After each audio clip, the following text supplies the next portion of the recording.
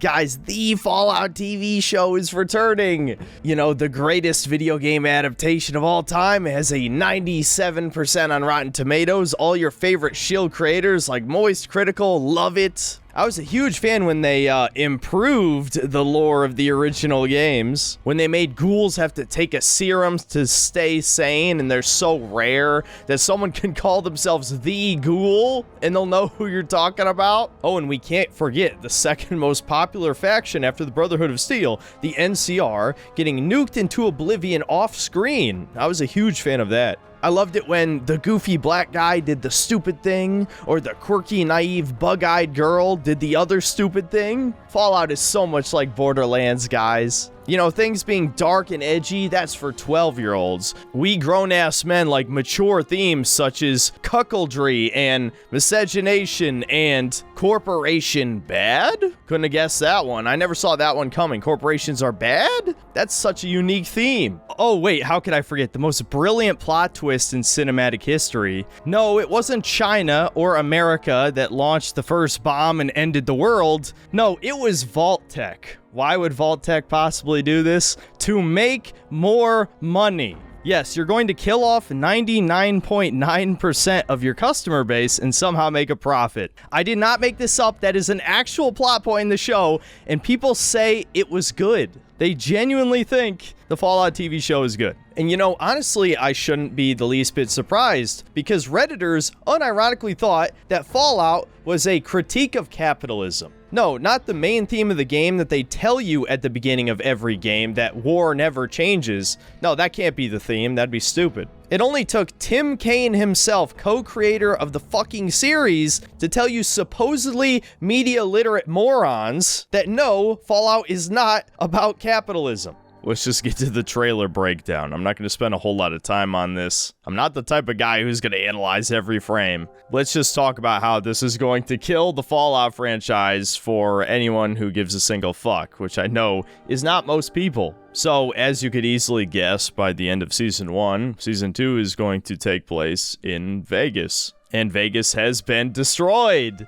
Isn't that awesome? A major theme of the Fallout games is civilization rebuilding after the apocalypse, right? That is one of the most interesting parts of the franchise, is seeing how in this destroyed world full of horrific mutants, people still manage to rebuild. And at the time of Fallout New Vegas, at least, civilization was being restored to the wasteland. The NCR was basically its own country. New Vegas was in great condition, all things considered, because Mr. House knew about the war and shot down any nukes that would have hit it. And I'm not going to go into great detail about this, but you get the point, right? So, of course, naturally, Bethesda hates this. They want Fallout to be an eternal apocalypse that never recovers. All civilizations will be destroyed. People will live in mud huts forever. So despite the entire game of Fallout New Vegas being about who's going to rule over Vegas using the Hoover Dam to power their new empire, well, it was all meaningless. So, yeah. Isn't that great? All of our choices, complete waste of time. Now, I'm sure people will find a way to spin this as a good thing, actually. But no, it isn't. There's literally no reason they had to do this. This is spitting in your fucking face. This is shitting in your food in front of you. And you're gonna eat it and you're gonna like it. Why? Your favorite YouTuber will tell you this is a good show and you're gonna like it because you're an idiot. Whatever, I'm vague rambling again because, again, this trailer isn't that interesting. We get some flashbacks. As it turns out, Walton Goggins was summoned by Mr. House himself. Just some random asshole actor was important enough to meet Elon Musk or Bill Gates or whoever you want to compare Mr. House to. We also see that Victor is still alive somehow, so I guess that means Mr. House has survived in this version of the Fallout lore that is now canon forever. I don't know if that means the Mr. House ending is canon and somehow everything went to shit. Who the hell knows? I'll be honest, I don't care that much. We also see Caesar's Legion is in the show. That's not really surprising. I would be upset if they weren't included in some fashion. And even though they will almost certainly be used as a Trump or MAGA analog, let's be real, every time anything vaguely right-wing is represented in modern media, it's got to be some shitty allegory for Trump. Or maybe even incels. We'll see if they go that direction. I'm sure that'll be very insightful, and we're all going to learn something about the male loneliness epidemic from Caesar's Legion.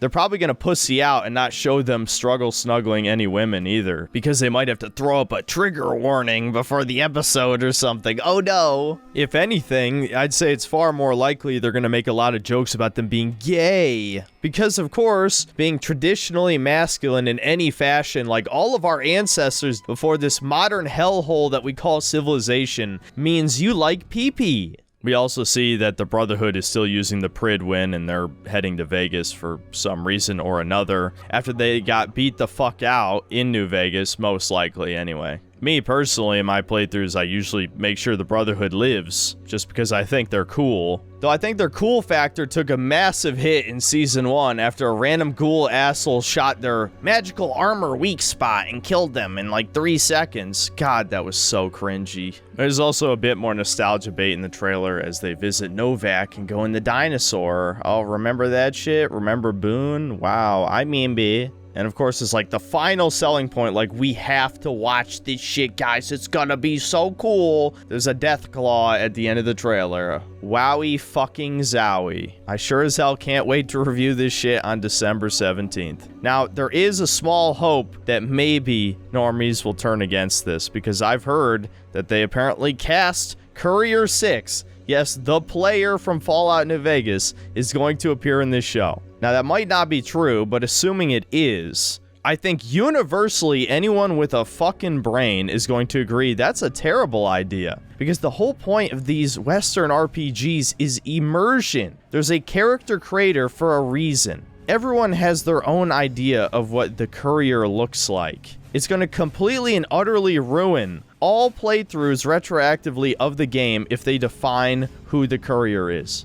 And knowing how woke Season 1 is probably going to be like a trans black woman. But I look forward to my mainstream YouTube overlords telling me how I should feel about this. Jesus Christ, man. I am so tired of every single franchise I have ever cared about growing up being completely corrupted and destroyed by subhumans who hate the audience. And then being gaslit into believing, no, actually that thing you just watched or played is awesome. Forget that it is worse in every conceivable way to the things that came before, or the adaptation ruins everything that you loved about the original. No, this is good because your fucking overlords told you so. You listen, you consumer bug man. The Fallout show is good. We told you so. That's exactly the tone every time, you know, whether it's Critical, Hassan, or any of these other fucking chills tell you the show is good, actually. How dare I think for myself? How dare I love the original series? This is the new thing. You must consume the new product. You will own nothing and be happy, except we don't give a flying fuck if you're happy. Why would we? You are less than human to us. You will continue to wage slave until you die, you worthless golem. And the sad thing is, you hear all of this and you accept it and you like it. Why? Because you want to be a part of the crowd. That's it. You don't want to be ostracized and exiled from the group. You don't want to be bullied because you're weak. It's that fucking simple. I don't care if 1 million mainstream YouTubers react to this video or my review of Season 2 when I inevitably call it shit and that it ruins everything about the original series. Why? Because I know I'm right. And it's not like I'm even the only guy who thinks this. There's people who don't like me who agreed with me. Mauler didn't like the Fallout show, and he hates my ass. Arch Warhammer didn't like the Fallout show. I don't think he's a fan of me either. Kretosis, he's a guy who's very autistic about the Fallout series, and he hates the show as well. As it turns out, people who actually enjoy Fallout hated the Fallout show, maybe because it ruined everything about the original. I'm not going to waste your time on a really long conclusion here. I'll just say, yeah, the show is going to be complete shit, just like Season 1 was. I wouldn't be shocked if some people start turning against this show and then pretend, oh, Season 1 was so awesome, when it never was. It's a shame that my review of the complete season got age restricted, because I feel like half of the retards who bitched and moaned about my first video never got to see my full season review. But I covered in depth how it utterly destroyed the lore of the original series, and how even in a vacuum, it's just a very mediocre at best show with left-wing propaganda in it. And yet everyone loved it somehow. In other news, Gamescom is going on at the time of me recording this. Obviously, I'm not impressed, as I usually am not, by various game trailers that usually don't even show gameplay. The one thing I actually am excited about is Kirby Air Riders, as I watched the entire 47-minute direct with my brother. That might be the only positive video game review of this year, which will be very funny because I get the feeling most of you are not going to watch that video. Regardless, at least there's one thing I can look forward to this year. So I think I'll just end this video on a positive note. I'll see you next time, guys.